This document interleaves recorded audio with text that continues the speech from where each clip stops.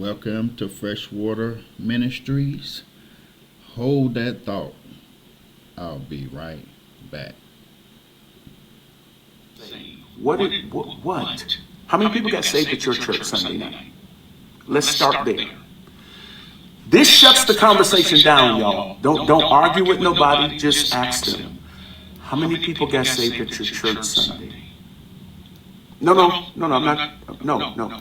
Not the people who were mad at their last pastor because he held them accountable and they left mad. And then they came to join your church because their season shifted. No, I'm not talking about those folks. I'm talking about folks who weren't in church, who felt something supernatural in your church and decided to partner. If you can't out soul win me, shut your mouth. Okay? There you go. All right. So let's jump in here. Listen. All right. Let's think about what this brother said.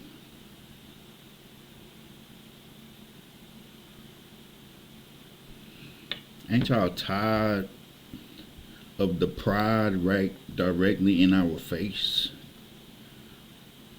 Ain't you fed up with the arrogance? Ain't you tired of the devil playing in your face?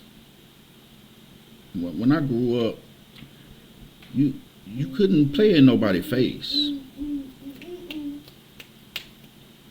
You couldn't play in nobody's face. That was something that was against all rules. You could punch me in the chest. You could punch me in the shoulder.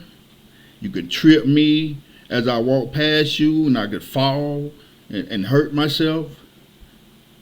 And it was all laughs, giggles, and fun. But when you play in my face, those were fighting words. That almost said to you that you are an enemy.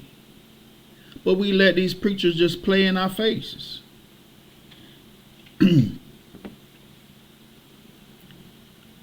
We just let these preachers just play in our faces. So now correction and rebuke, and this been in motion for a while. Now correction and rebuke only can happen if you have more numbers. And I just talked about just a few days ago about character. Character is not about quantity, it's about quality. But here we go, a preacher playing in our face, telling us that no one can rebuke him, no one can correct him. Why? Because they don't got the numbers that he has. The blasphemy, the boldness.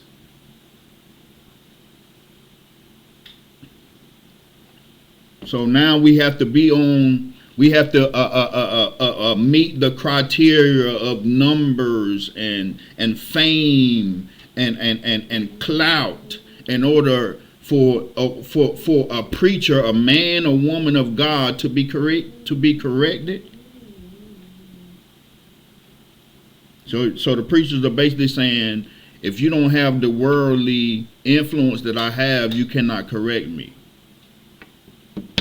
And then he implied that all of his members are just people he got off the street, got out of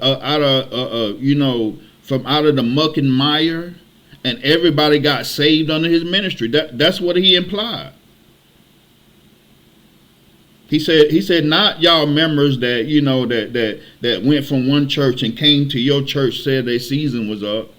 Not those type of members. As if all of his members, he laid hand on himself.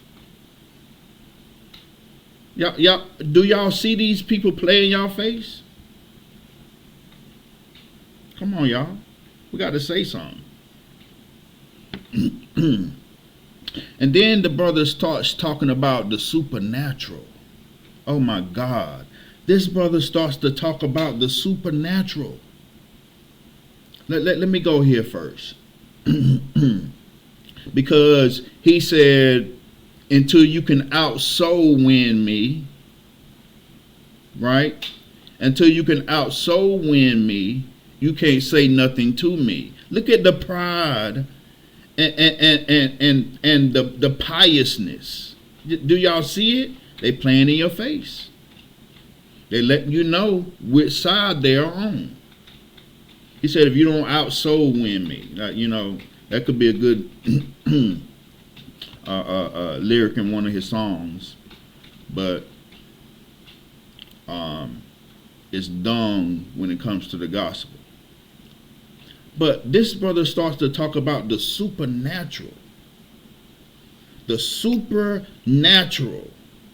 That's when the super of God, of the spiritual realm, interacts with the natural realm, and we get a manifestation from God. Think about this. So God is going to add his super to any old thing and make it supernatural? Or would this picture look better?